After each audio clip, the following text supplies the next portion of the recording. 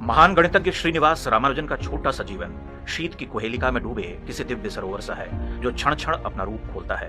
उसमें अनिर्वच काव्यात्मकता, करुणा, आह और आनंद है। उस सरोवर में उतरना साधारण और गणित से अरुचि रखने वाली आत्माओं के लिए असंभव ही है।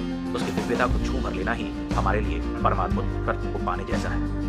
उनके जन्म की कहानी, उनकी बचपन की विचित्रता, बहुत छोटी उम्र में उनके द्वारा पूछे गए विस्मयकारी प्रश्न और धीरे धीरे गणित में धंसते हुए कुछ विलक्षण सोचना या करना, यह सब अपवादात्मक या असाधारण ही है। रामानुजन की दिव्यता का आभास यूं तो बचपन से होने लगता है, तथापि उनकी अपूर्व प्रतिभा का प्राकट्य 13-14 वर्ष की आयु से होता है, जब वे लोनी की त्रिकोणमिति की पुस्तक को समाप्त करते हुए उसके कुछ प्रमेयों का विस्तार कर जाते हैं। तब तक वे अनभिज्ञ हैं, दुनिया उन प्रमेयों पर काम कर चुकी है।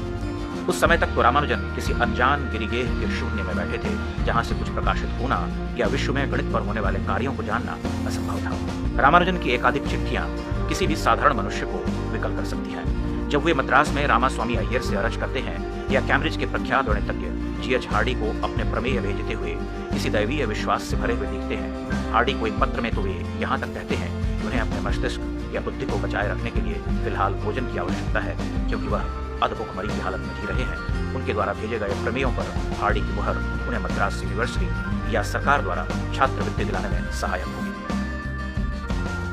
20वीं सदी में भारत और विश्व के संपूर्ण बौद्धिक पटल पर एक अर्थ में रामानुजन सा विचित्र मनुष्य दूसरा न हो सका। विचित्र इसलिए कि वे तर्क और अध्यात्म के तत्व का जो अंतर्दृष्टिमूलक विपर्य है उसे एक साथ साधते हैं।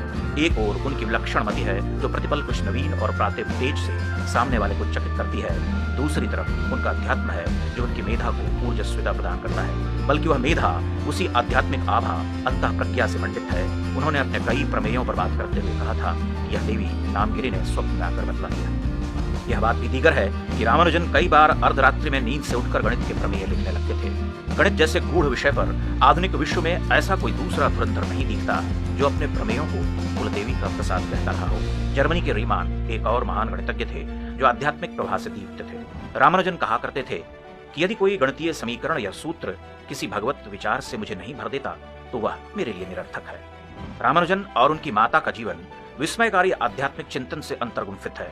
माना जाता है कि रामानुजन की माता ने एक स्वप्न देखा था कि उनका पुत्र यूरोपीय लोगों से घिरा हुआ है और देवी नामगिरी उन्हें आदेश दे रही हैं कि वह अपने पुत्र की यूरोप यात्रा में बाधा न बने। एक कथा यह भी है कि रामानुजन अपनी कुलदेवी के मंदिर में 3 रातों तक बेसुध रहे। 2 दिन तक तो कुछ भी नहीं हुआ, लेकिन तीसरी रात वे नींद से जागे और उन्होंने नारायण अय्यर को यह कहकर जगाया कि देवी ने उन्हें विदेश जाने का आदेश दिया है। रामानुजन की माता बहुत महत्वाकांक्षिणी थी। उन्होंने अपने पुत्र के गणित प्रेम को उनकी जीवन सहचरी पर प्रश्रय दिया। पत्नी जानकी अम्माल रामानुजन के लिए कुछ विशेष न कर सकी। विवाह के बाद के कुछ वर्षों तक वह वीतरागी ही रहे। बाद में इंग्लैंड प्रवास के कारण पत्नी से दूर ही हो गए। जब बीमार होकर भारत लौटे तो कुछ महीनों तक पत्नी के साथ रहे। तब जानकी अम्माल ने उनकी बहुत सेवा की। उन दिनों में वे विह्वल होकर कहते थे कि अगर तुम मेरे साथ रही होती तो मैं बीमार न हुआ होता। इंग्लैंड में उनके साथ काम करने वाले प्रख्यात गणितज्ञ प्रोफेसर हार्डी ने कहा था कि सबसे आश्चर्यचकित करने वाली बात उसकी वह अंतर्दृष्टि है जो सूत्रों और अनंत श्रेणियों के रूपांतरण आदि में दिखती है। मैं आज तक उसके समान किसी व्यक्ति से नहीं मिला और मैं उसकी तुलना ऑयलर या जैकोबी से ही कर सकता हूँ।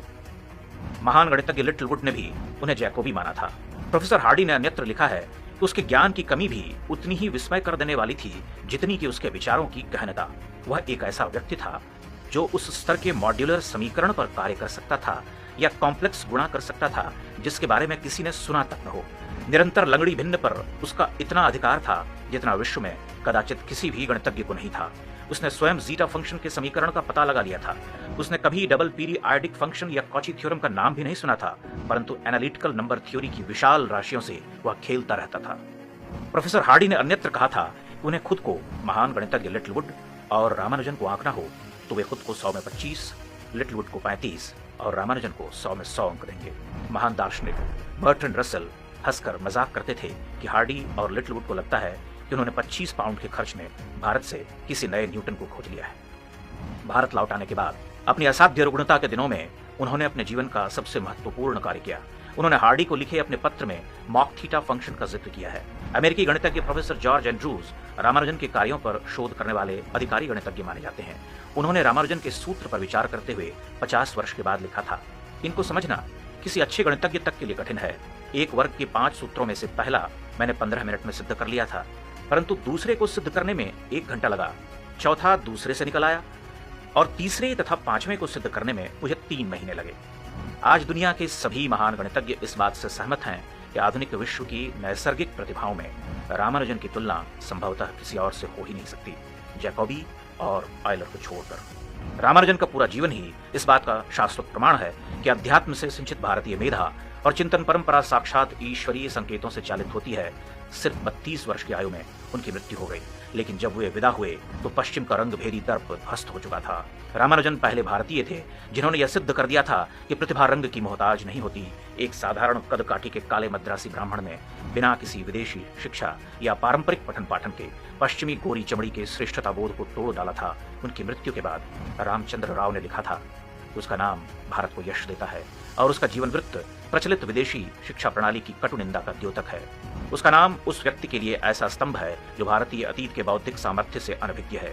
जब 2 महाद्वीप उनके खोजे गणित के नए सूत्र प्रकाशित कर रहे थे, तब भी रामानुजन वही बालोचित, दयालु और सरल व्यक्ति बना रहा, जिसको न ढंग के कपड़े पहनने का ध्यान था, न ही औपचारिकता की परवाह। इससे उनके कक्ष में मिलने आने वाले आश्चर्य के साथ कह उठते थे, क्या यही है वह? यदि मैं एक शब्द में रामानुजन को समाना चाहूं तो कहूंगा भारतीयता।